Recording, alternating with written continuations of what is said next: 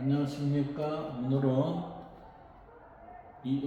통합사회 윤리단원 1학기 기말에 속하는 단원을 윤리단원을 학습하도록 하겠습니다. 민주주의하고 자연과 인간의 관계, 이 부분이 요 1학기에 있어서의 윤리단원에 해당이 됩니다. 그럼 민주주의부터 한번 살펴보도록 하겠습니다. 1학기 기말 윤리단원에 있어서의 첫 번째 나오는 게 민주주의 발전과 도덕적 실천이에요. 자, 우리는 민주주의라는 얘기는 여기에서의 학습 목표는 행복한 삶을 실현하기 위한 조건으로 민주주의 발전과 도덕적 실천의 필요성을 탐구한다고 했어요. 이 얘기는 뭐죠? 행복한 삶을 실현하기 위해서는 반드시 민주주의 발전이 있어야 됩니다. 이 얘기고, 이 민주주의 발전을 하기 위해서는 도덕적 실천이 필요합니다. 이 얘기예요. 근데 도덕적 실천은 누가 하죠? 내가 합니다. 내가. 도덕적 실천을 내가 하기 때문에 이 내가 하는 도덕적 실천이 곧 우리가 민주주의 발전의 토대가 됩니다. 이렇게 되는 거예요.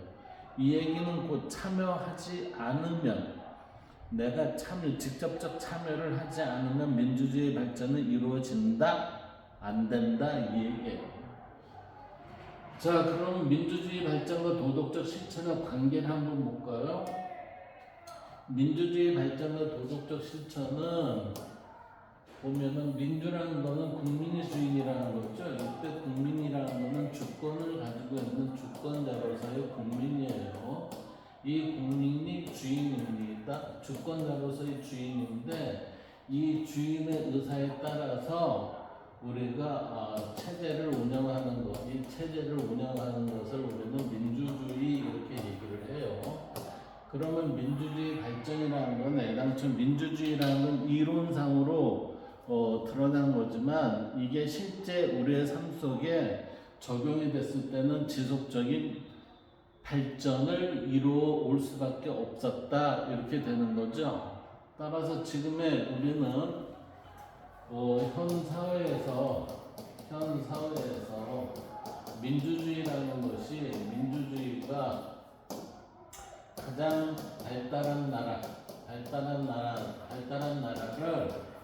우리는 사회학자, 세계의 많은 사회학자들이 대한민국이라고 얘기를 하고 있어요. 이때 이 대한민국이라고 얘기를 할 수 있었던 거는 무엇 때문에 그러냐면은 이 도덕적 실천을 하는 국민이 있었기 때문에 그래요. 국민이. 도덕적 실천을 하는 국민이 있다는 거는 도덕적 실천, 즉 직접 어디에 참여해요? 직접 민주주의를 지키는데 참여를 했습니다. 직접적인 참여를 하지 않으면은 민주주의가 지속적인 발전이 이루어질 수가 없을 거다 이렇게 되는 거죠.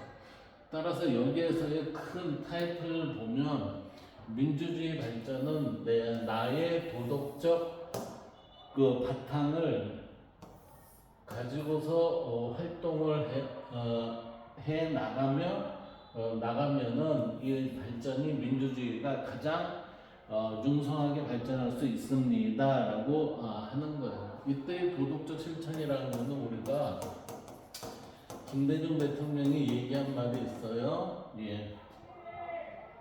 실천하는 양심. 양심이 우리가 이 양심만 지키는 게 중요한 게 아니라 이 양심대로 실천할 수 있어야 됩니다. 이 얘기예요. 이 얘기는 우리는 개념과 정의라는 개념과 이론 이게 중요한 게 아니라 이것을 우리가 어떻게 해요? 실천을 하고 지켜나가는 게 그게 더욱 중요합니다. 라는 얘기예요. 그랬을 때 비로소 우리는 민주주의라는 게 지구상에 살아남을 수가 있습니다. 라는 이러한 표현으로 말할 수 있습니다. 자, 여기서 봅시다. 지금 여기 보면 민주주의 발전 그랬어요. 민주주의 발전. 민주주의 발전은 인권 보장을 위한 시민 참여와 필요성을 배웁니다. 그러니까 인권 보장을 위한 시민 참여 이 얘기는 내가 직접적으로 권리 주장을 하지 않으면 우리는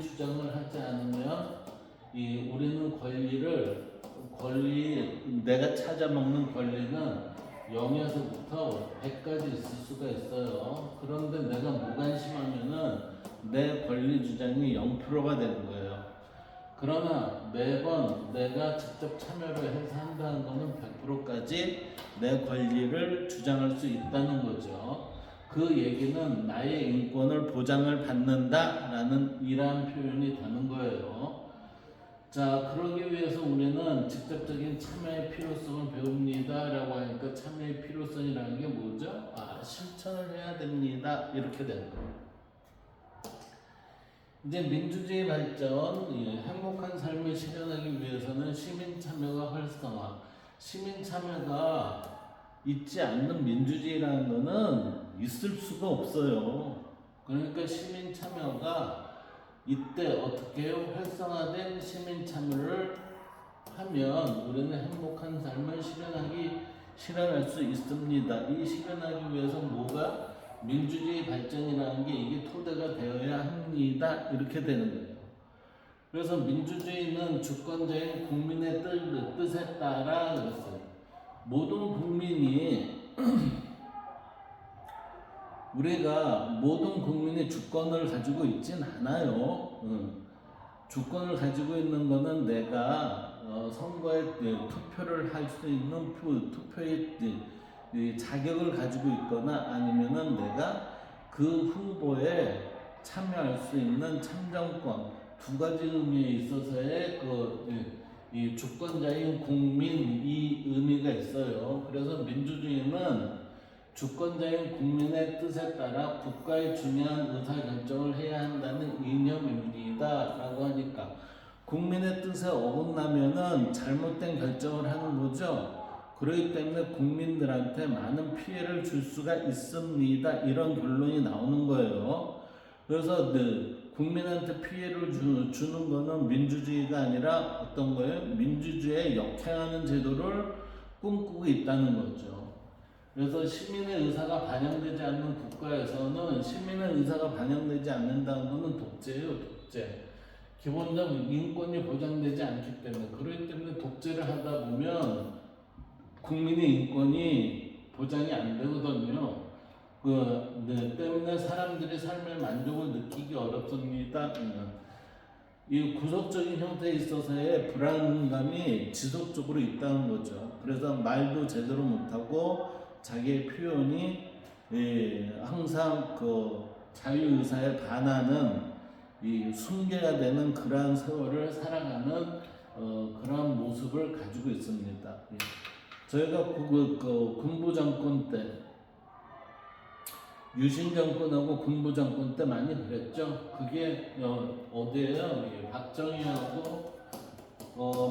정권하고 그다음에 전두환 정권 때 특히 그랬습니다. 이때 많이 우리는 어때요? 시민 의사가 반영되지 않는 국가에 기본적 인권이 보장되지 않는 일종의 그런 사회를 살아가는 시대가 좀 있었죠. 그런데 여기에 대한 저항을 국민들이 하면서 점차 자기의 권리를 많이 회복을 하는 게 결국은 뭐예요? 도덕적 실천, 참여를 했기 때문에 그렇습니다. 이 참여란 건 우리가 역사적으로 보면 피해의 결과물이에요. 피해의 결과물로 얻은 게 뭐예요? 민주주의의 발전입니다. 민주주의의 발전을 우리는 얻었습니다. 이렇게 되는 거죠. 반면 민주국가에서는 법과 제도를 통해서 시민의 자유와 권리를 보장하며 사람들은 각자가 원하는 삶을 살 수 있고 행복감을 느낍니다. 사실 법과 제도는 이게 입법부에서 만들죠. 입법부에서 만들어갖고 운영을 행정부에서 해요. 그리고 거기에 대한 이제 기준과 판단은 사법부에서 하죠.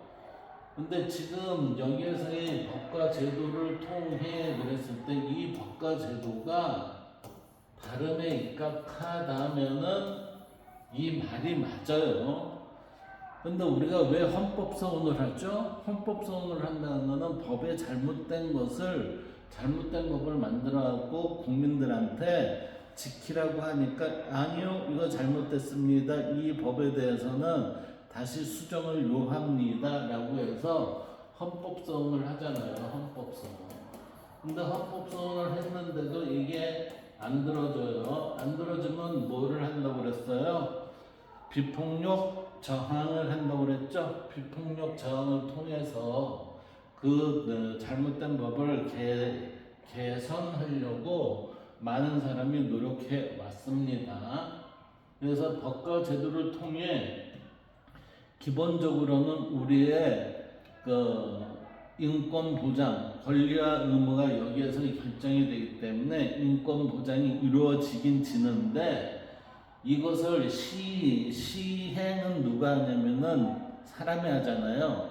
정부의 사람이 하는데 그때 판단을 이 법과 제도에 대한 왜곡을 하면 결국은 아무리 좋은 법과 제도가 있다 하더라도 이 왜곡된 법의 적용으로 인해서 국민들은 핍박을 받게 됩니다. 따라서 우리는 법과 제도도 다른 형태가 유지돼야 되겠지만 이것을 운영하는 운영자들의 모습도 다름이 근거가 돼야 제대로 우리는 운영이 될 수 있습니다. 그때 제대로 운영이 될 때 우리는 국민의 자유와 권리를 보장을 받을 수가 있어요.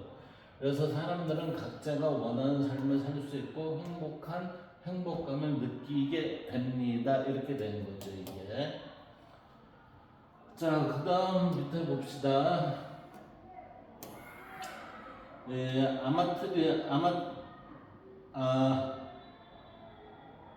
아마르트야 센이라는 사람이 이 센코노믹스라는 책에서 뭐라고 그랬냐면은 역사적으로 기근을 겪는 국가들 보세요. 역사적으로 비참한 기근을 겪는 국가들의 사례를 분석해 보면 그랬어요. 자, 우리가 60, 70년대에 있어서의 아시아에서 제일 부유한 국가는 필리핀으로 알고 있었어요, 저는. 근데 필리핀이 아시아에서 제일 부유한 국가였는데 어떻게 지금의 부유한 국가에서 지금의 아주 미개발 국가처럼 그러한 모습을 띠게 됐느냐면은 결국은 지도자의 선택이 국민이 선택한 지도자의 선택이 잘못돼서 이 잘못된 지도자의 선택이 독재를 했어요. 독재를 하다 보니까 이 피해는 어떻게 해요? 국민들한테 피해가 갔습니다. 그래서 60년대, 70년대에 있어서 이 최고 부유한 국가 중에 하나였던 필리핀이 지금은 뭐죠? 가장 저소득에 의해 헤매이고 있는 그런 나라가 되지 않았습니까?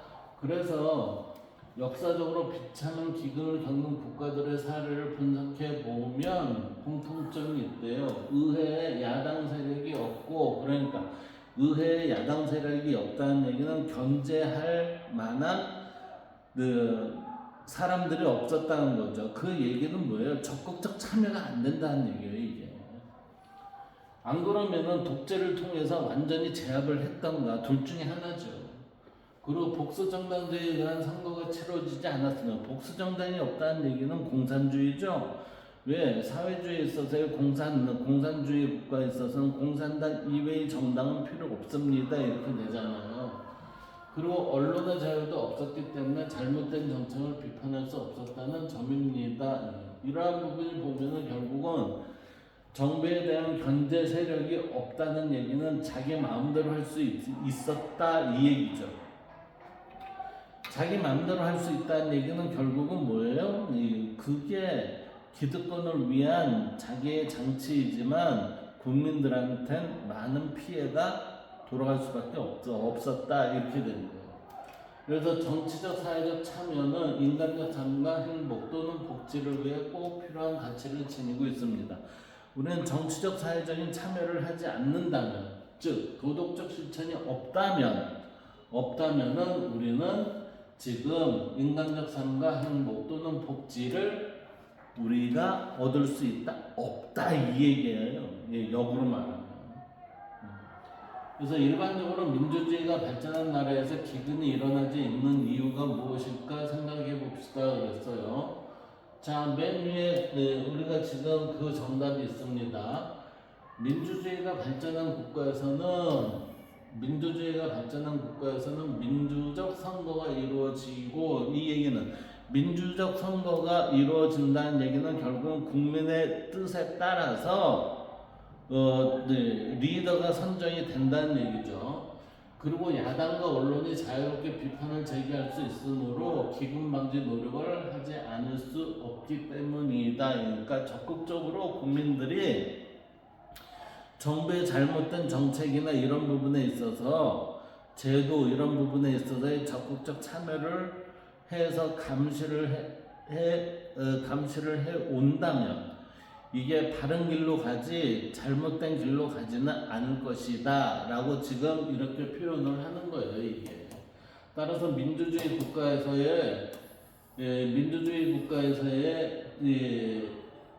첫 번째는 국민이 참정권 즉 투표권이 제대로 시행이 되고, 두 번째는 그 야당이나 경제 세력이 있음으로 인해서 정부의 잘못된 부분을 제대로 지적을 할 수 있는 그런 분위기가 돼야 된다라는 얘기를 위해서 볼 수 있습니다.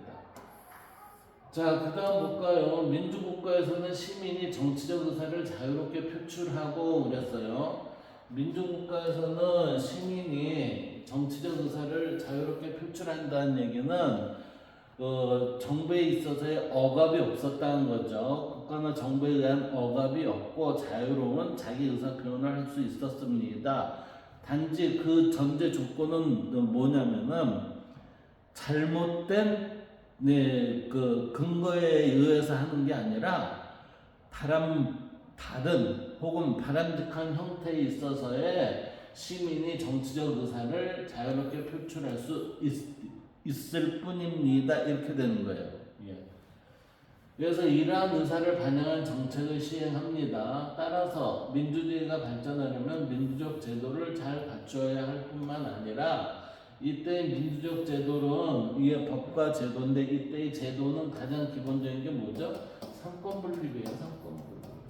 삼권분립과 그 다음에 뭐죠? 이게 투표, 참정권의 100% 유지가 돼야 돼요.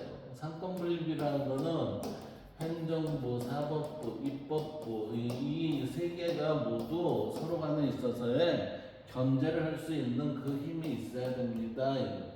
여기에서 뭐라고 돼 있어요? 의회제도, 복수정당제도, 권력분립제도 이 얘기를 하고 있죠. 그리고 시민도 정책 결정 과정에 적극 참여해야 합니다. 정책 결정 과정에 적극 참여한다는 건 간접적 참여보다는 직접적 참여가 더 확실한 시민의 권리에, 시민의 정치적 의사를 표현할 수 있는 하나의 방법입니다. 이 얘기예요. 또한 국가 정책이 시민의 의견을 제대로 반영하고 있는지 감시하는 노력도 필요합니다. 국가 정책이나 정부에 있어서의 이 제도의 운영은 결국 누구를 위한 것을 해야 돼요? 국민을 위한 것을 해야 돼요. 국민을 위한 것을 한다는 것은 결국은 뭐죠? 모든 이에게 적용이 되니까 보편적이고 공익적인 차원의 것을 실시를 해야 됩니다. 이렇게 돼야 되는 거예요. 그래서 예를 들면 주권자로서 주인의식, 책임의식을 바탕으로 투표권 행사, 정책 결정에 의견 표출 등이 할 수 있어야 됩니다. 라고 얘기할 수 있습니다. 지금 우리는 아마르티아 센의 센코노믹스에서 지금 얘기하고 있는 부분을 이 좌측 우측 위에서 나오는 내용을 한번 정리해 봅시다. 여기에 보면 아마르티아 센은 민주주의, 집회의 자유, 정치 참여의 자유는 민주주의, 집회의 자유, 정치 참여의 자유는 그 자체로도 중요하지만 사회 구조를 바꾸는 역할도 합니다. 자 보세요. 사회 구조를 바꾸는 역할을 하는 것은 뭐죠? 민주주의와 집회의 자유와 정치 참여의 자유입니다. 그러니까 제도는 민주주의 제도가 돼야 되고 민주주의 제도의 역할을 이행하기 위해서 뭐가 있어야 돼요? 집회의 자유와 정치 참여의 자유가 이게 허용이 돼야 된다 이 얘기죠. 게다가 민주주의와 인간의 안전보장에는 근본적인 연관성이 존재합니다. 민주주의와 인간의 안전보장에는 근본적 연관성이 존재를 해요. 정부가 사람들의 요구에 반응하고, 그러니까 사람들 요구에 반응한다는 건 국민의 뜻에 따라 정책 결정을 해가고, 또 공경에 처한 사람들을 지원하기 위해서는 이게 복지죠, 뭐예요? 사회복지. 이 사회복지를 위해서는 민주주의의 도구적 역할이 실제로 대단히 중요한 의미를 갖습니다. 결국은 민주주의라는 제도가 국민을 위한 제도 중에는 가장 그래도 괜찮은 제도이다라고 지금 얘기하는 게 여기 있는 거예요. 그래서 국민이 비판적 여론에 직면하거나 선거에서 지지를 받아야 하는 경우 통치하는 측은 사람들의 요구에 귀 기울여야 하는 동기를 갖게 됩니다. 내가 지지를 받기 위해서는 국민들이 좋아하는 국민이 좋아하는 것보다는 공익 차원에 있어서의 많은 일을 행했을 때 그것이 국민들한테 이익이 돌아가니까 또다시 그들을 뽑아주지 않겠나라고 이렇게 본다는 거죠. 그 다음에 봅시다. 지식의 힘 보면 이때의 지식의 힘은 국민의 정치 참여가 행복에 미치는 영향을 했어요. 국민의 정치 참여라는 건 두 가지로 볼 수 있겠죠. 직접적 참여와 간접적 참여 이렇게 돼요. 자, 그럼 예를 들어 보면 스위스는 직접 민주주의 이상을 실현하고 있는 국가입니다. 스위스는 중립국가죠. 중립국가인데 직접 민주주의 이상을 실현하고 있는 국가예요. 스위스에서는 시민이 매년 10건에서 30건씩 국가 지방의 주요 사안을 직접 결정한대요. 직접 결정한다는 거는 국민 투표로 결정이 됩니다. 이 얘기죠. 그래서 스위스의 모든 시민은 일정 수 이상의 지지를 얻으면 법률 개정, 공적 사항의 결정 등에 관한 국민 투표를 신청할 수 있습니다. 이렇게. 이 얘기는 국민이 법이나 제도에 대한 직접적 참여를 요구할 수 변경을 요구할 수 있다는 얘기예요. 그래서 만일 의회에서 시민들의 의사가 맞지 않는 법률을 제정했다면 시민은 법률 공포 후 100일 이내에 법률 폐지를 요구하는 국민투표를 제기할 수 있습니다. 이처럼 스위스 시민은 직접 정치에 참여하여 자신의 의사를 정책 결정 과정에 반영하면서 행복한 삶을 실현하고 있습니다. 그러니까 나의 행복은 직접적인 참여의 정도에 따라서 행복의 지수는 좀 틀려집니다 라는 게 지금 이 내용에 있어요. 그래서 지금 국민의 정책 참여가 행복에 미치는 영향이 무엇인지 생각해 봅시다 그랬어요. 국민의 정책 참여가 활성화되어 민주주의가 실현되면 정부의 권력 남용과 부패를 사전에 방지하며 국민은 인권을 보장받고 자유와 권리를 누릴 수 있습니다. 또한 시민은 주권자로서 주체적으로 문제를 해결하여 성취감을 느껴 행복감을 느낄 수 있습니다. 자, 성취감이 크면 클수록 우리는 행복감이 정도도 커집니다. 따라서 우리는 내가 직접 하면서 성취되는 느낌을 많이 받아야 그게 좋은 나라이기도 합니다. 자, 그 다음 밑에 부분을 볼까요? 여기 보면 스위스에서는 시민이 국가 지방의 주요 사안을 직접 결정, 직접 민주주의 정치를 실현하고 있다. 시민들이 직접 정치 과정에 참여하고 자신의 의사를 정책 결정 과정에 반영하면서 정치에 대한 만족도와 행복도가 높게 나타난다는 그 직접 민주주의가 굉장히 호응이 좋다는 얘기죠. 자, 우리는 이것을 지금까지 한 부분을 정리해 보면 민주주의 발전은 민주주의에 있어서의 발전이라는 것은 의미부터 살펴볼까요? 주권적인 국민의 뜻에 따라 국가의 중요한 의사를 결정해야 한다는 이념이 민주주의예요.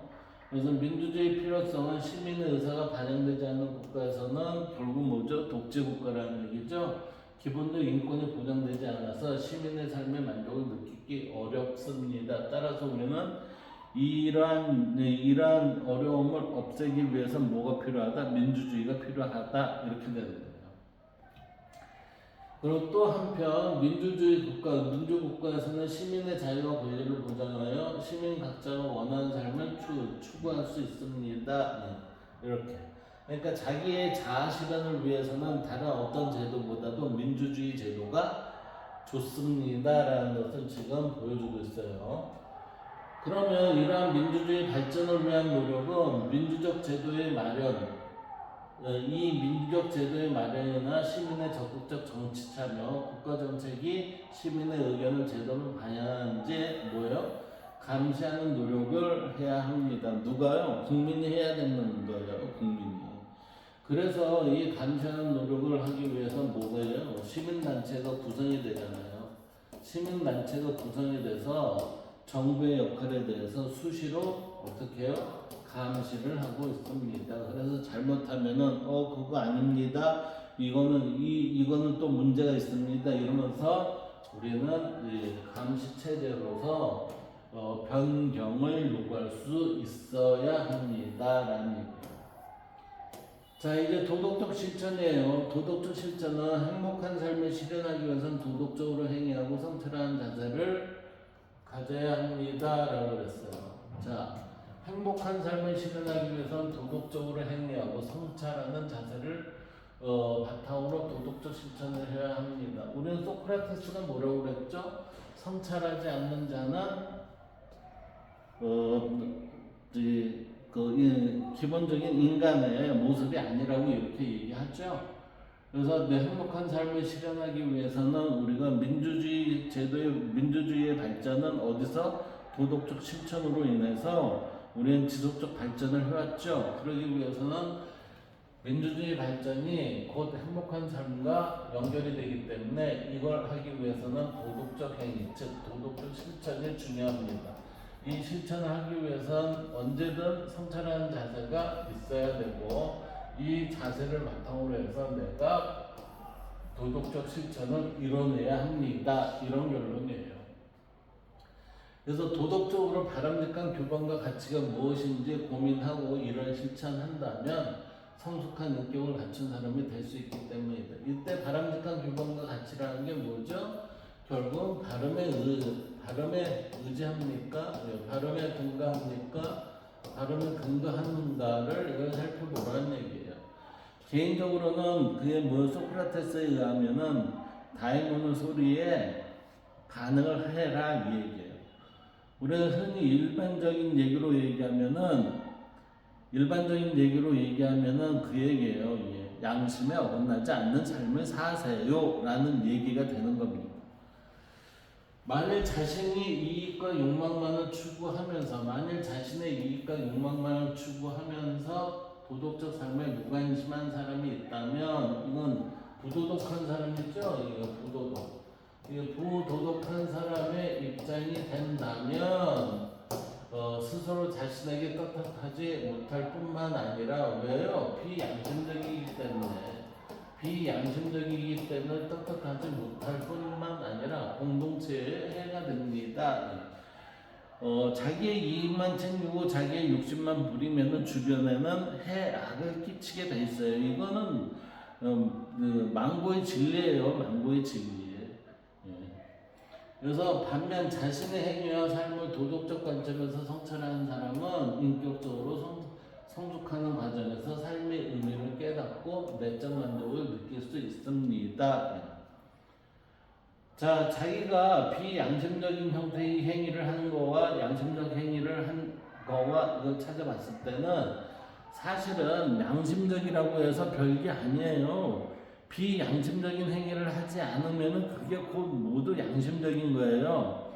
그 양심적인 것을 우리는 그냥 있는 그대로 모습을 드러냈습니다 라고 이렇게 표현이 될 수 있거든요.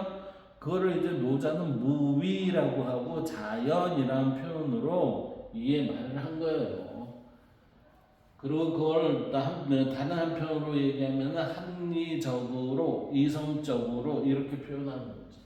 그래서 소크라테스는 성찰하지 않는 삶은 가치가 없습니다 이렇게 본 거죠. 예, 소크라테스가 왜 성찰을 하지 않으면 비도덕적으로 될 수가 있기 때문에 그렇습니다. 도덕적 성찰을 통해 삶의 가치의 행복을 찾을 수 있음을 강조했습니다. 그래서 도덕적 성찰은 곧 행복이 도덕적 완성이라고 보기 때문입니다. 그러니까 우리는 덕의 실현이라고 했을 때 그게 덕의 실현은 곧 우리가 행복입니다. 이렇게 배웠어요. 그래서 도덕적 실천은 우리가 살면서 마주하는 문제에 대해 도덕적으로 사고하고 행동하는 것이다. 이게 도덕적 실천이라는 것은 즉 생각하고 행동하는 것입니다. 그래서 도덕적 실천을 위해서는 자신의 삶을 성찰하고 인권이나 정의와 같은 보편적 가치를 기준으로 행동해야 합니다. 자신의 삶을 성찰을 하지 않으면 내가 무슨 짓을 하고 있는지 몰라요. 예. 그래서 자기가 무슨 짓을 하고 있는지는 알아야 될 거 아니에요. 그러려면 뭐를 해야 돼요? 성찰하세요. 성찰하세요. 그러는 거예요. 그리고 인권이나 정의와 같은 보편적 가치를 기준으로 행동해야 한다. 이 얘기는 우리가 보편적인 형태가 된다는 얘기는 모두를 위한 것을 행하고 있습니다. 이렇게 되는 거예요. 근데 나만을 위한 그랬을 때는 뭔가 찜찜해요. 나만을 위한 나에 대한 것을 챙기긴 챙기지만 상대한테 피해를 줄 수 있는 나만이 되는지 아니면 개인주의에 있어서의 삶을 추구하는 나인지 그런 부분이 이게 잘 구별해서 이제 해야 된다는 거죠. 그래서 또한 일상에서 옳지 못한 일을 마주하면 이를 바로잡기 위해 노력하는 등 사회 공동체에 도움이 되는 일을 실천해야 합니다. 이 얘기는 결국은 뭐죠?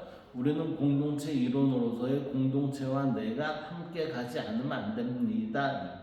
그 행복이라는 거는 나만의 행복이 아니라 함께하는 행복, 이게 행복의 개념이에요. 이처럼 도덕적 실천은 사회 구성원 사이의 신뢰를 형성할 수 있으며 개인과 공동체 모두의 행복 증진에 이바지할 수 있습니다. 뭐가요? 도덕적 실천이 그래요. 세상이 어지럽고 아주 돈돈돈 하는 세상이 되어 있죠 지금. 그 얘기는 결국 뭐죠? 우리 사회에 있어서의 도덕적 실천이라는 건 저 바닥에 가 있다 이런 사회가 돼 있다는 거예요. 그러니까 결국은 뭐죠? 개인과 공동체 모두의 행복 증진이 아니라 거기에서 갈등과 불안, 그 다음에 싸움, 다툼 이런 게 반복되고 있다는 거죠. 그거를 이름하여 뭐라고 그러는 줄 아세요? 지옥이라고 그러는 거예요. 지옥. 자, 여기 보면 우측 도덕적 실천에 대한 우측 내용을 한번 봅시다. 소크라테스는 참된 알을 지닌 사람은 참됨을 지니고 있는 사람은 참됨이라는 진리예요. 진리. 이 참이 이거잖아요. 참. 진리를 아는 자는 지닌 사람은 덕 있는 사람이 되고 진리를 아는 사람은 덕의 실현을 할 수 있습니다. 이렇게 돼요. 왜 그러냐면 제가 얘기했잖아요. 참됨은 뭐를 속성을 가지고 있다? 발음을 속성을 가지고 있어요. 이 발음은 우리한테 어떻게 드러나요? 내적으로는 선하게, 그다음 외적으로는 의롭게 밖으로 드러납니다.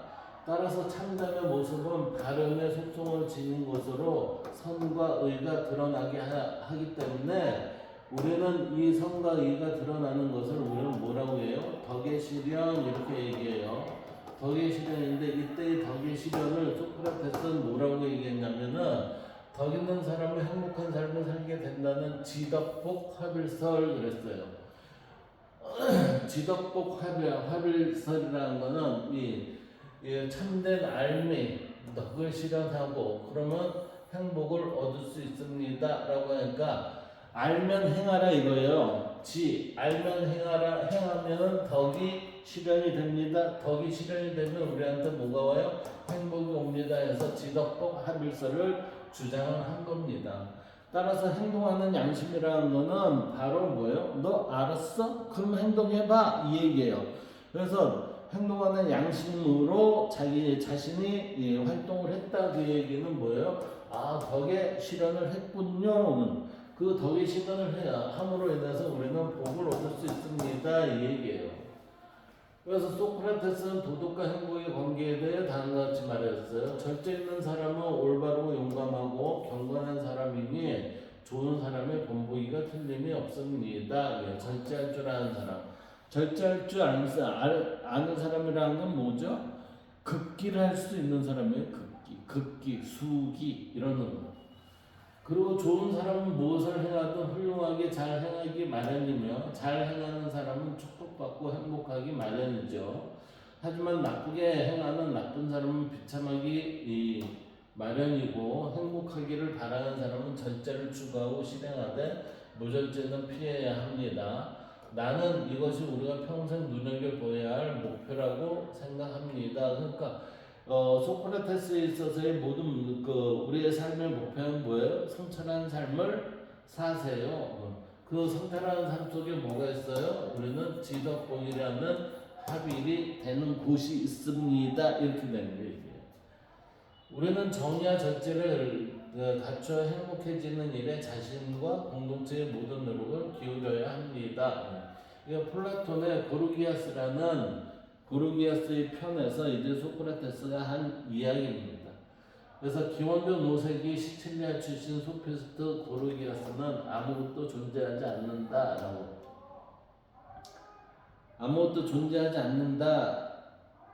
표현을 쓴 게 굉장히 가장 큰 문장이에요.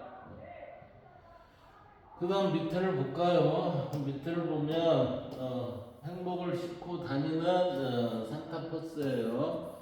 얘 보면 만나는 모든 일을 웃게 해주는 행복한 버스가 있어요. 매월 12월 어떤 시에는 큰 눈 빨간 코와 형형색 비스듬한 정보로 안팎으로 꾸민 산타버스가 운행이 된대요. 버스에 오른 사람은 오는 손님은 사진을 찍거나 메모지에 글을 써붙이고 양말 주머니에 사탕을 꺼내 먹게 한답니다.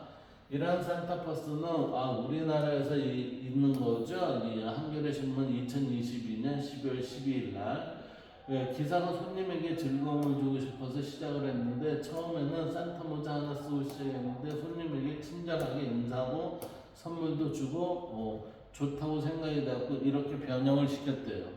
이후 어린이를 돕고 싶다는 생각에 버스에 사랑의 모금함을 설치했고 사람들이 모여 17년 동안 2,500만 원 이상을 어린이 재단에 기부했대요. 그래서 손님이 즐거운 모습이 좋아요. 돈과 바꿀 수 없어요. 그러한 행복점이 다 마음의 정입니다 라고 해서 행복함을 함께 누릴 수 있는 것이 지금 산타버스의 하나의 모습이었습니다. 이게 산타버스의 내부죠.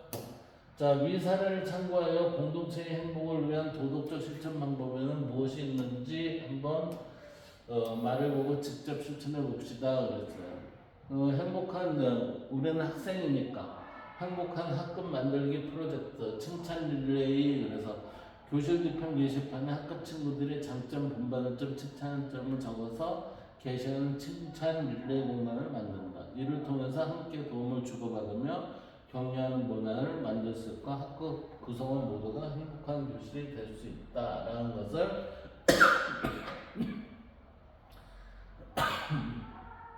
학급 내에서는 할 수 있다는 거죠. 자, 이 부분을 지금 여기서 한번 봅시다. 이게 일종의 봉사죠. 그래서 이 봉사하는 부분을 보면 봉사활동을 하는 사람들은 혈압이 낮아지고 엔도르핀 분비가 증가하는 등 신체적 변화와 함께 정신적 포만감을 경험합니다. 이런 헬퍼스 하이, 이런 것을 헬퍼스 하이라고 하는데요. 헬퍼스 하이를 통해 봉사와 같은 도덕적 실천이 개인과 공동체 모두의 행복을 증진하는데 이바지함을 보여줍니다. 이러한 형태에 있어서의 헬퍼스 하이와 같은 일이 벌어지면 어때요? 나도 즐겁고 나도 행복하고 그 다음에 주변도 역시 행복이 전파가 되는 일이겠죠. 그래서 지금 좌측에 자료는 버스 승객들에게 즐거움을 주기 위해 매 12월마다 버스를 크리스마스 장식으로 꾸미고 버스를 운행하는 버스 기사의 사례를 소개하고 있다. 승객들이 기뻐하는 모습을 느끼며 함께 행복을 느끼는 버스 기사의 사례를 통해 도덕적 실천이 자신과 공동체의 행복 증진에 기여했다는 것을 알 수 있습니다. 자기 혼자 행복했습니다. 이건 자기 만족이라고 그랬죠. 그건 행복이라는 개념이라고 할 수 없어요. 이거는 행복이라는 건 뭐죠? 나와 타자와의 관계 속에서 나오는 게 행복이에요. 그 다음 이것을 전체적으로 정리한 것을 한번 볼까요? 전체적으로 정리한 내용을 보면은 이렇게 말할 수가 있습니다. 도덕적 실천. 도덕적 실천의 필요성. 자신의 이익과 욕망만을 추구하면서 도덕적인 삶을 무관심한 사람은 자신에게 떳떳하지 못하고 공동체에도 해가 됩니다. 그러니까 우리 주변에 비도덕적인 사람들이 자주 눈에 띄는데 그 사람들은 뭐예요? 공동체에 대한 적이에요, 적. 그래서 우리는 그 사람들을 공공의 적 이렇게 부를 수가 있어요. 그리고 자신의 행위와 삶을 도덕적으로 성찰하는 사람은 인격적으로 성숙하는 과정에서 삶의 의미를 깨닫고 내적 만족을 느낄 수 있습니다. 그러니까 내적 성숙 후에 결국은 자신의 인격을 고양시키는 과정으로 도덕적 실천이 작용도 합니다. 이 얘기죠. 그러면 이러한 도덕적 실천을 위한 노력은 자신의 삶을 성찰하고 인권 정의와 같은 보편적 가치를 기준으로 행동을 합니다. 이때 행동을 하는 건 적극적 참여를 해야 합니다. 이 얘기예요. 그래서 일상에서 옳지 못한 일을 마주하면 바로잡기 위해 노력하는 등 사회 공동체에 도움이 되는 일을 실천하도록 하는 게 그러한 노력 중에 하나죠. 그래서 일상에서 옳지 못한 일을 마주하면 바로잡기 위해 노력하는 등 사회 공동체에 도움이 되는 일을 실천합니다. 이렇게 중복된 거예요. 그래서 민주주의는 주권자가 누구죠? 국민이죠. 국민의 뜻에 따라 국가의 중요한 의사결정을 해야 한다는 개념입니다. 행복한 삶을 실현하기 위해서는 도덕적으로 행위하고 성찰하는 자세를 바탕으로 도덕적 실천을 해야 되죠. 행복한 삶을 실현하기 위해서는 반드시 뭐가 있어야 돼요? 도덕적 실천이 있어야 된다는 얘기예요. 그리고 뭐는 성찰하지 않는 삶은 소크라테스죠. 성찰하지 않는 삶은 살 가치가 없다라고 하면서 도덕적 성찰을 통해 삶의 가치와 행복을 찾을 수 있음을 강조한 사람이 소크라테스였습니다. 이렇게요. 자, 그 다음은 이게 마무리 개념인데 이 단원에서 배운 내용을 나만의 작은 교과서에 한 번 더 발견한 메타버스 세계 속의 숙련의 암호를 찾아봅시다 라고 했어요. 이게 1, 2, 3, 4단계인데 여기에서의 숫자를 찾는 거예요. 다음 내용이 오르면 3점, 틀리면 2점입니다. 고대 그리스 시대 이성은 타기로 바로 행복이 실현된다고 생각했죠. 맞죠? 이게. 그러니까 여기에 맞으면 몇 점이에요? 오르면 3점, 그러니까 이게 3점이죠. 유교 문화권에서 하늘 아래 부여된 불성은 이게 불교 문화권이죠. 특이니까 2점이죠. 그러니까 여기에서 5점이에요.